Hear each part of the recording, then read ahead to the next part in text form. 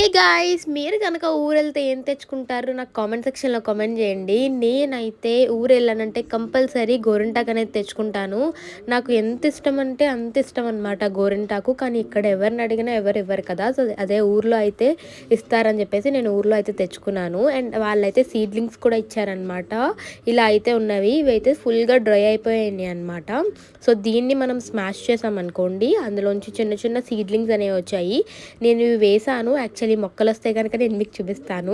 అవును, మీలో ఎంతమందికి గోరింటాకు ఇష్టం నాకైతే కామెంట్ సెక్షన్లో కామెంట్ చేయండి. సో ఇక్కడైతే మనం మంచిగా గోరింటాకు మిక్సీ చేసేసుకుందాము. అండ్ ఇక్కడ మా మమ్మీ అయితే చింతపండు అనేది యాడ్ చేస్తారు, ఇంకేమీ యాడ్ చేయరు. చాలామంది వక్క కూడా యాడ్ చేసుకుంటారు కదా, కొంచెం కలర్ వస్తుందని చెప్పేసి. మా మమ్మీ అయితే యాడ్ చేయరు. సో దీన్ని ఇలా ఫైన్గా పేస్ట్ చేసుకోవాలి. ఈసారి మాకు వాటర్ ఎక్కువ అయిపోయాయి. సో నేను గోరింటాకు పెట్టుకున్నప్పుడు అయితే కవర్లు కూడా పక్కన పెట్టుకుంటాను. ఎందుకని అంటారా?